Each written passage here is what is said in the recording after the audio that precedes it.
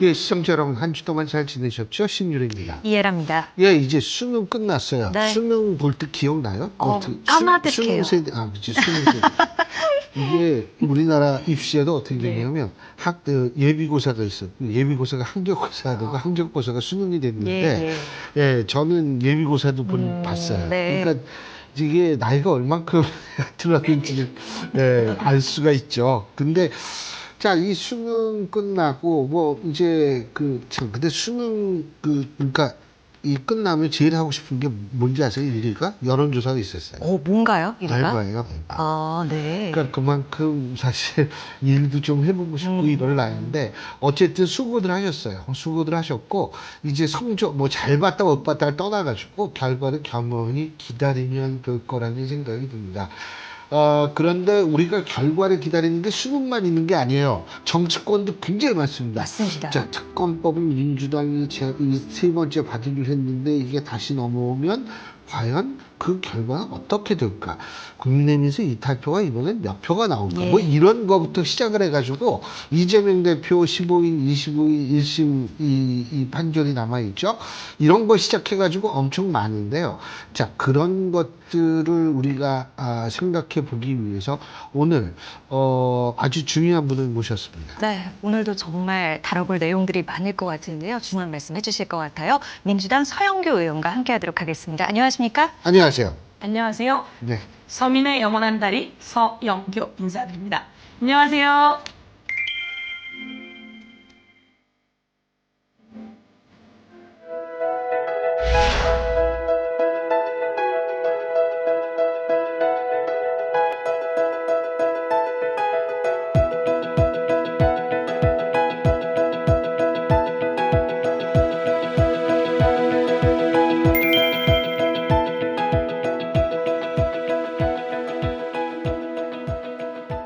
시선이 확 쏠려 있는 네. 이른바 명태균 게이트 진상조사단장 맡고 계시잖아요. 네. 근데 어제 또 제가 보도 나온 거 보니까 네. 뭐 메신저에서 뭐 네. 대통령과의 통화, 네. 대화 뭐 이런 게 한 2분 정도 있을 것이다. 네. 근데 우리 지금 공개하신 녹취를 보면은 짧습니다. 아직은. 더 뭔가 있습니까? 현 시점에도? 엄청나다고 생각하시면 돼요. 엄청나다? 잘 네. 안 와닿습니다. 어떻습니까? 그러니까 지금 이제 저에게도 녹취가 이만큼 와 있는데 예. 얘를- 몇 개 정도 돼요? 저에게 와 있는 것만 해도 여러 개 됩니다. 근데 제가 다 못 봐요. 왜냐하면 이거를 내가 풀어 먹을 수 있는지도 잘 모르겠고요. 그런데 그 사이에 어제부터는 검찰 발로 나오는 게 많은 겁니다. 아까 말씀하셨듯이 컴퓨터에 그 대통령과의 음성이라고 하는 것은 검찰에서 2분짜리 정도의 분량으로 보니까 있다라고 나오는 거기 때문에요. 검찰 취재를 통해서 나오는 것들이 꽤 많고 이게 이제 검찰 취재를 통해서 나오고 있으면 그 전에 얘기했던 거하고 다시 마주쳐 있기도 하고 이 나온 거를 지금 와 있는 뭐 여러 가지 제보자분들 있잖아요. 공익 제보자. 그분들이 또 증언해 주기도 하고 이런 과정 속에서 명태균 씨가 자기가 이야기하기도 하고 그게 어제 나온 거로는 김건희 여사한테 받았다는 돈 봉투죠. 그것도 검찰에서 나온 거 아닌가요? 그건 아닌가? 돈 봉투 이야기는 아, 이제 여러 가지 이야기인데 영태균 씨가 검찰이 포렌식하고 할 때 나올 때 여기 그 사진도 있다. 그 봉투 맞습니다. 사진도 이렇게 얘기. 예. 그건 검찰한테 얘기한 거 집을 아니에요? 압수수색하고 갈 때 이 네. 돈 봉투는 왜 안 갖고 가냐. 여기 봉투가 있는데. 그 의미가 뭐라고 보세요? 그분이. 어떻든 그렇게 이야기했다 예. 그러고요. 그리고 이제 검찰 안에서 포렌식을 했더니 돈 봉투 사진이 나왔다는 겁니다. 코바나 컨텐츠 써 있는. 그래서 이게 무엇이냐라고 했더니 이제 돈 500만 원 받은 것이라고 이야기했을 때 이 내용을 또 다시 밖에 있는 교통비 받았다 그랬을 겁니다. 강혜경 씨하고 김태열 소장 두 이분들이 분은 500만 원이라고 우리가 여러 번 네. 들었고 500만 원이라고 들었습니다라고 하는 게 이제 딱딱딱 맞아 떨어지는 거죠. 그래서 이제 교통비라고 들었다고 하는데 오늘 저희가 이제 오기 전에 진상조사단에서 명태균 게이트 진상조사단에서 기자회견을 했습니다. 한병도 의원이 이렇게 이야기하더라고요. 교통비가 500만 원이면 미국 갑니까? 남미 가는 교통비입니까? 이렇게 얘기하는 거죠. 그러니까 교통비라고 말할 수는 없는 거고 그리고 아이 과자 값이라고 얘기하는데 그렇지도 않은 거고 그러면 한 번만 줬을까? 이런 의문이 있었어요. 근데 오늘 조금 전에 또 나온 거에는 한 번 더 받았다. 이렇게 보도가 조금 전에 나오게 된 거죠. 이거 불법이잖아요. 예. 아니 근데 전 또 궁금한 게 검찰에서 자꾸 나온다. 어떻게 보세요? 검찰이 왜 그게 그렇게 언론에 자꾸 이게 흘러나오는지 한번 그 추론해 보셨어요? 저는 잘 모르고 기사에 예. 검찰에 의하면이라고 예, 써있기 저도 때문에. 봤어요. 근데 이제 그게 기자의 재능과 기자의 능력은 또 무한정이잖아요. 그래서 이게 이제 정치부 기자라기보다는 법조팀 사회부, 기자들이 사회부죠. 찾아 나오는 네. 것일 수 있고요. 또 사회에 아주 이목이 집중되는 경우에는 브리핑도 할 수 있습니다. 근데 이제 이게 피의사실 공표죄에 해당하는가, 브리핑에 해당되는가, 알 권리에 해당되는가 이런 게 묘할 수 있는데 지금 같은 이런 것은 알 권리에 해당된다고 볼 수도 있는데요. 제가 보기에는 이제 브리핑한 것 같지는 않은데 어떻든 그게 취재의 영역이었고 그렇게 취재되지 않다 하더라도 그 내용이 나오고 있는 거죠. 앞으로 나온다면 훨씬 더 많은 게 나올 겁니다. 예. 김건희 특검법 얘기해 보겠습니다. 네. 일단 수정안 내놓으신 거 보고 왜 이 시점인지 이 네. 부분에 대해서도 궁금해하시는 분들 많거든요. 수정안이요. 예. 특검법 통과시켜야 되기 때문이죠. 저희가 본회의에선 통과시키는데 말씀처럼 재의결이라고 하는 게 남아 있습니다. 그럴 때 국힘에서 4표가 더 오면 특검안은 통과되지요. 대한민국을 바로 세우기 위해서 윤석열, 김건희 대통령 부부에 대한 특검 진행해야 합니다. 경제가 아주 위기고요. 안보의 위기고요. 민주주의의 위기고요. 그리고 선거법 부정의 위기고요. 여론조사를 조작했다면 그리고 그 돈봉투를 받은 게 이게 당선 무효가 될 수 있습니다. 이렇다면 대통령 선거가 당선 무효예요. 이런 위기의 상황에서 특검법을 통과시켜야 합니다. 특검법을 통과시키기 위해서 그러면 국민의힘에 한동훈 대표가 이야기했잖아요. 제3자 특검하자. 그러면 우리는 고민이 많았죠. 제3자 특검이 아니라 야당이 이 특검 대상이 대통령이고 대통령 부인이에요. 그럼 이거는 야당이 특검을 추천해야 합니다. 그런데 한동훈 대표가 제3자 특검 하면 대법관이 추천하는 거 하면 받겠다 이렇게 얘기한 거 아닙니까? 그러면 그것에 맞춰서 그러면 받을 수 있다고 했으니 받아라 라고 하는 의미로 수정안을 내게 된 겁니다. 결국에는 이 특검법이 또 본회의 통과하고 대통령 거부권 행사할 것이고 다시 국회로 넘어왔을 때 재표결 됐을 때 이 수가 결국에 중요한 건데요. 지난번보다는 더 많이 나올까요? 더 많이 이탈표가. 나와야 합니다. 전 더 많이 나올 거라고 생각합니다. 왜? 지금 상황이 이렇잖아요. 지난번하고 또 달라진 게 명태균 게이트가 나왔잖아요. 그만큼 국힘이 명태균 게이트를 보니까 홍준표 등 뭐 친윤이 아닌 사람들은 여론 조작이 있었던 거야? 대통령하고 대통령 부인이 우리한테는 저렇게 무섭게 하더니 명태균이라는 사람한테 저렇게 쩔쩔매고 다녔던 거야? 김영선을 공천한 게 명태균 얘기 듣고 대통령이 김건희 여사와 함께 김영선을 공천한 거야? 얼마나 많은 사람이 허탈하겠습니까?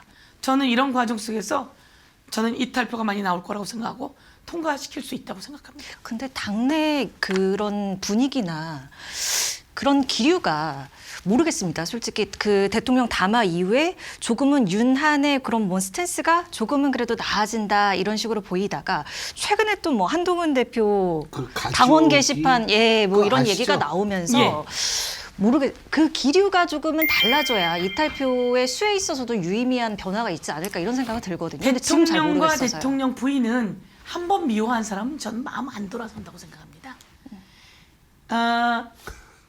이재명 대표하고 영수회담 할 때 보셨잖아요. 누가 대통령인지 애매할 정도로 어떻든 자기가 그렇게 싫어하지만 이재명 대표에 대한 자리 대우를 잘했어요. 근데 한동훈 여당 대표하고 회담할 때 보셨어요? 그 장소가 도대체 어디예요? 저는 어디 골방인 것 같아요. 식당이에요? 네. 식당에서 그 의자 보셨잖아요. 책상 봤잖아요. 거기서 자세도 보고 저는 정말 동물적 감각으로 와 너무 홀대하는구나. 아주 우습게 보는구나.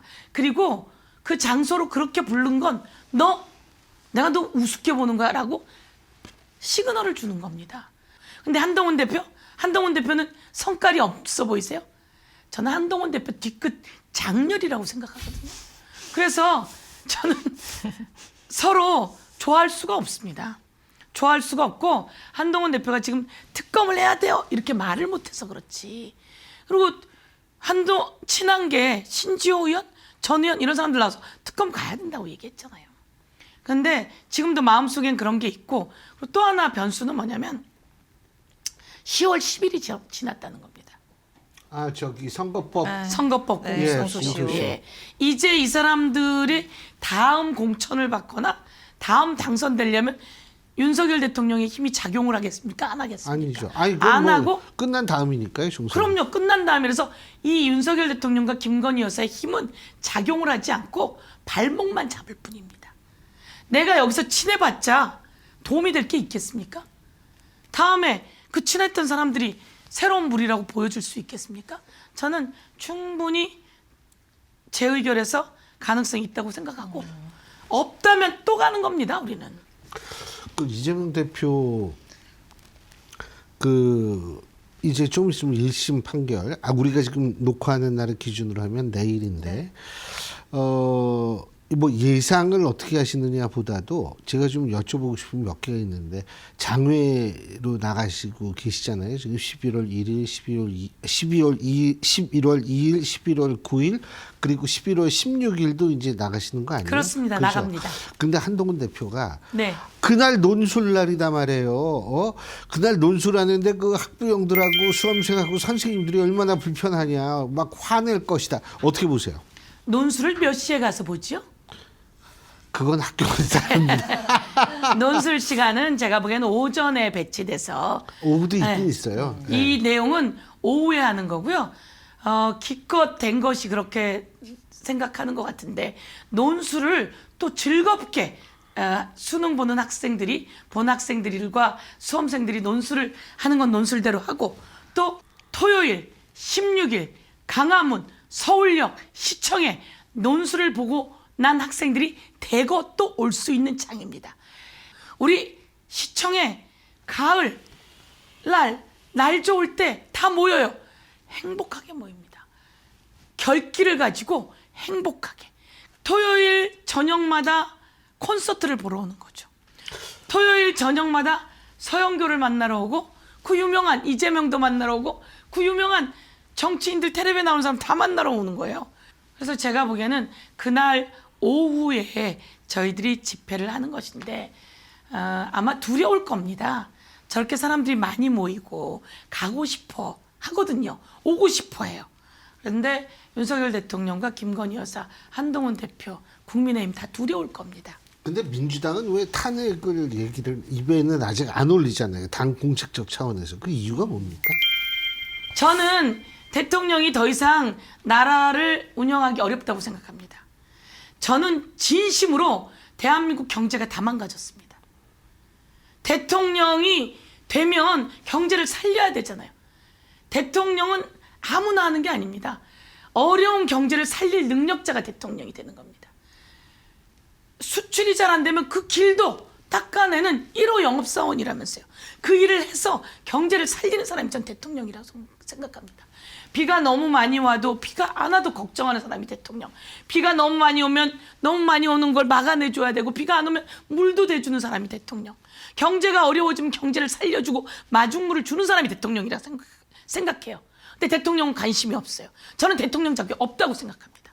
당이 탄핵을 올리든 안 올리든 저는 대통령 자격이 없다고 생각해요. 더 이상 이렇게 하면 대한민국 큰일 난다고 생각해요.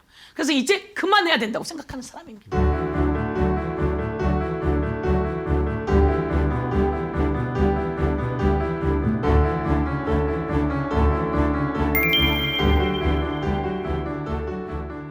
나가서도 당당하게 그렇게 이야기합니다.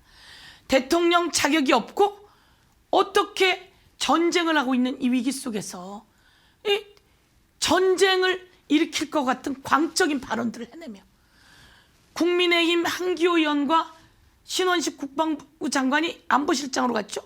둘이 전쟁 이야기를 문자로 주고받지 않습니까? 저는 상상도 할 수 없었어요. 그리고 김포에 살고 파주에 사는 사람들이 살 수가 없다잖아요. 대남 방송 때문에. 제가 국방위 할 때 예. 대북 방송을 제일 먼저 우리가 정리했습니다. 야, 북한이 왜 저렇게 대북 방송을 예민하게 생각할까 그랬었어요. 근데 이번에 김포에 사는 한 아주머니가 와서 아이들이랑 잠을 잘 수가 없습니다 하면서 국회의원 앞에서 무릎 꿇고 싹싹싹싹 빌잖아요. 저는 이런 위기를 도대체 왜 만드는 겁니까?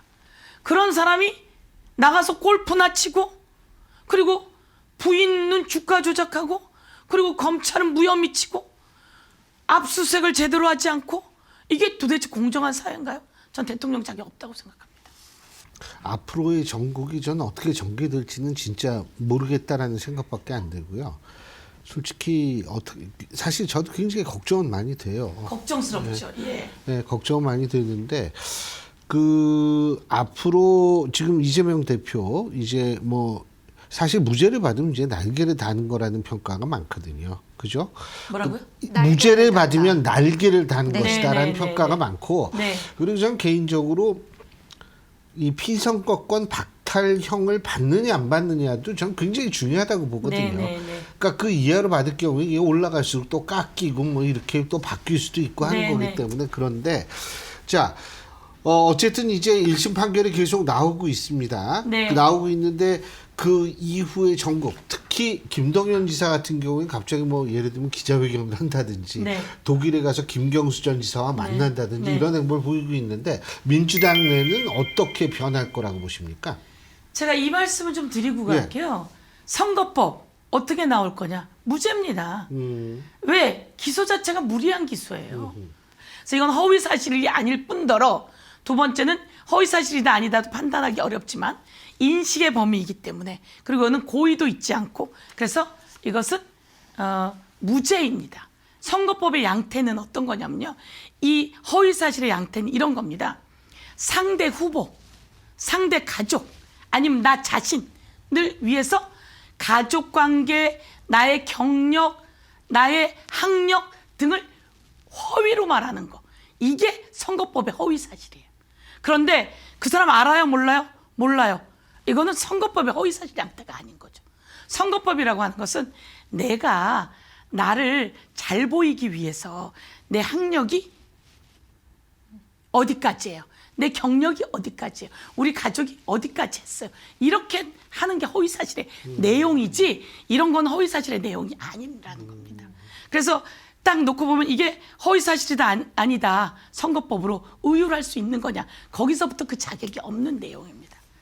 그러니까 뭐 이제 날개를 다시겠네요. 그는 날개를 단다 안 단다가 아니라 예. 저는 무죄가 나오면서 대한민국의 검찰이 얼마나 무리했는지 그런 내용을 갖고 2년입니까? 2년 더 됐을 거예요. 이제 기억을 잘 못하는데. 그게 아니라 2년인가를 구형하잖아요. 아, 징역형 2년을 네. 구형합니다. 위중교사죄는 아마 3년을 구형했을 겁니다. 그랬을 거예요. 이런 식의 검찰이 해서는 안 되는 거예요. 제가 똑같은 것으로 기소가 됐었어요. 저는 상대의 정과를 얘기하는데 실수를 한 거예요. 그래서 허위 사실이 맞았어요, 저는. 그래서 저는 허위 사실로 기소를 했으나 법원에서 고의가 없어요. 그래서 무죄예요. 그래서 저는 무죄가 난 거예요. 근데 저한테도 무리하게 기소를 한 거죠. 정치적으로. 이게 허위이지만 고의가 전혀 아닌 그래서 무죄라고 이야기되는 건데도 제가 당해봤었기 때문에 똑같은 경우인데 그거는 이런 내용도 아닌 거를 기소한 거죠. 그래서 제가 보기엔 날개를 단다기보다는 검찰의 아주 무리함이 되게 타격이 될 것이다 이렇게 생각하고요. 그렇지만 그래도 돌다리는 두들겨 가야 되기 때문에 법원이 올바른 판단해 줄 거라고 생각합니다. 알겠습니다. 뭐 어쨌든 이제 모든 상황이 다 지금 이게 계속 진행되는 거거든요. 대통령 지지율 비롯해서 명태균 씨 문제, 이재명 대표의 판결 다 진행 중이기 때문에 어떻게 될지 저희가 보고 좀 많이 도와주세요. 앞으로도. 저희 그럼요. 방송. 나라를 위해서 저희가 해야 할 일입니다. 알겠습니다. 나라를 위해서 해야 할 일이고 제가 왜 대통령이 자격이 없다고 생각하냐면 정적을 제거하기 위해 국가의 기관을 함부로 썼다 이렇게 생각하는 겁니다. 저는 부인의 주가 조작은 엄연히 23억의 주가 조작이라고 하는 게 다 나와 있습니다. 그리고 그 엄마하고 딸하고 같이 23억을 법니다. 저는 너무 신기한 게 권오수와 징역 간 그 사람도 있잖아요. 그 사람들은 돈을 못 벌었어요. 그 사람들은 돈을 못 벌었어요. 돈을 번 사람은 거기서 김건희하고 최은순 이 사람이 거의 유일해요. 그럼 이 사람들은 뭐지 도대체? 저는 이 권오수와 그 일당이 있는데 이 사람들이 주가 조작을 했다고 그래요. 이 사람들 돈을 못 벌었어요. 그런데 주가를 부양시켰겠죠. 그런데 다른 사람들도 거기서 나오면서 돈을 벌었었는데 못 벌어요. 돈 누가 버냐면 김건희하고 최은순 두 사람이 벌어요. 이 사람들 뭐지? 이렇게 유능한가? 근데 검찰이 이야기를 합니다. 주식을 잘 모른다. 김건희 여사가. 근데 김건희 여사가 윤석열 대통령이 검찰총장일 때 인터뷰를 해요. 인터뷰를 뭐라고 하냐면요. 제가 저 사람이랑 윤석열 대통령을 향해서 결혼할 때 저 사람 2천만 원밖에 없어요. 근데 김건희 재산이 수십억이 됩니다. 제 재산은요. IT 붐이 일었을 때 주식으로 돈을 벌었어요. 이렇게 자기가 얘기를 해요. IT 붐이 일었을 때 주식으로 돈을 벌었어요. 라고 하는 전문가예요. 제가 이제 그걸 이번 국정감사 때 밝혀냈는데 김건희 여사 휴대폰, 김건희 여사 자택, 김건희 여사 사무실, 김건희 여사 PC 이거 압수수색했냐? 압수수색을 한 적이 없는 거예요. 근데 검찰이 기자가 물어보니까 무혐의 치면서 압수수색했다고 답을 한 거죠. 아 우리가 다 압수수색했는데요. 법원이 영장을 기각해서 압수수색을 못했어요. 이렇게 답을 한 거예요. 그래서 우리가 또 진짜인 줄 알았어요. 그래서 내가 자료를 다 달라 그래서 보니까 압수수색한 적이 없는 거예요. 코바나 컨텐츠 후원으로 압수수색 영장을 신청한 적이 있는 거예요. 그거 말고 주가 조작으로 압수수색 영장을 신청한 적이 없더라고요. 그래놓고 그걸 압수수색 영장을 신청했는데 법원이 다 기각시켜서 압수수색을 못했다. 이렇게 검찰이 거짓말하는 게 말이 되나요? 이걸 제가 국정감사 때 중앙지검장 놓고 질의했는데 의원님 맞습니다. 휴대폰하고 그 사무실하고 PC하고 자택하고 압수수색하지 않았습니다. 예. 그 얘기 딱 나왔잖아요. 그게 제가 밝혀낸 건데 아니 어떻게 그럴 수가 있냐고요. 이재명 대표 같은 경우는 수백 번을 압수수색하잖아요. 그래서 제가는 이재명 대표 거를 사실은 제가 다 봤죠. 문제가 있으면 그에 대비를 해야 돼요. 그렇게 맞춰서. 그렇죠, 그렇죠. 예. 근데 제가 법사위를 몇 년 했고 또 국회의원도 몇 년 하면서 저도 검찰에 매번 고발당해서 조사를 받습니다. 그렇기 때문에 다 보거든요. 근데 문제 있는 게 없는 거예요. 그래서 제가 알게 된 거죠. 아 이재명 대표 얼마나 이재명 대표가 큰 범죄 저질렀다고 난리가 이재명 났었습니까? 대표 자신이 법률가잖아요, 또. 그러니까 되도록 실수를 안 하려고 노력을 많이 했겠죠. 제가 물어봤어요. 예. 어떻게 이렇게 엄청난 압수수색을 하는데 털끝 하나가 안 나옵니까? 그랬더니 저를 죽일 거라고 생각했습니다. 그래서 저는 내 주변에 있는 모든 사람에게 그런 일이 있으면 다 죽는다. 그러니까 그러면 안 된다라는 얘기를 수시로 해왔습니다. 이렇게 얘기를 하더라고요. 그리고 그럼에도 불구하고 계속 털리잖아요. 왜 계속 압수수색하는지 아세요? 왜요? 경기도에 가서 15박 16일을 압수수색해요. 15박 16일 압수수색하는 거 보셨어요? 못 봤죠. 제가 국정감사 때 어떻게 15박 16일을 압수수색하냐 이렇게 물었어요. 그랬더니 그렇지 않습니다. 그런 일 없습니다. 이렇게 얘기하는데 그러면 어떻게 15박 16일이 있었던 겁니까? 그랬더니 압수수색을 하러 갔는데 15일에서 15박 16일 동안 할 수 있게 영장을 받아왔다는 거예요. 아니 그럼 15박 16일 압수수색한 거잖아요. 근데 왜 그렇게 하냐면 이재명 대표가 어디에 가서 뭘 했는지를 찾는 거예요.